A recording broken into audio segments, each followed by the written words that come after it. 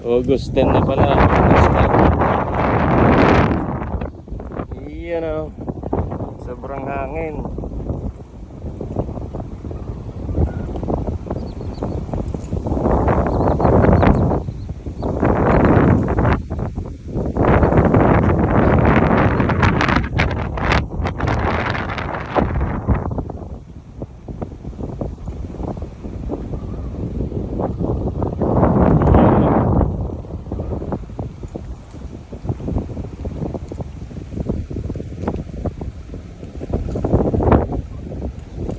Isa sa magandang area kasi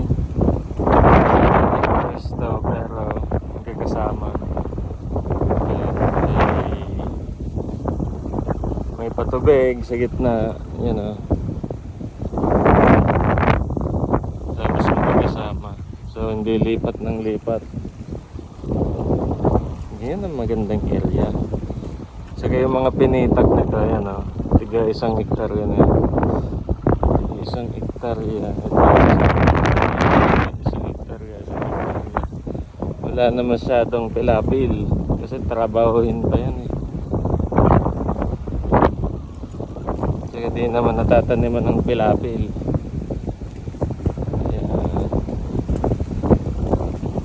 Visit, pwede na mag-abono, pwede na magpataba. First application.